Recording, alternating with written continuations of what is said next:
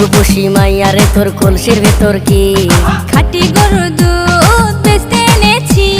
দে না একটু খাই, দামটা আগে চাই, আর দে না একটু খাই। দামটা আগে চাই, তোদের মতো ভিড় খাওয়াদের চেনে রেখেছি। ও রূপসী মাইয়ারে তোর কলসির ভেতর কি খাঁটি গরুর দুধ বেচতে এনেছি। ও রূপসী মাইয়ারে তোর কলসির ভেতর কি খাঁটি গরুর দুধ বেচতে এনেছি।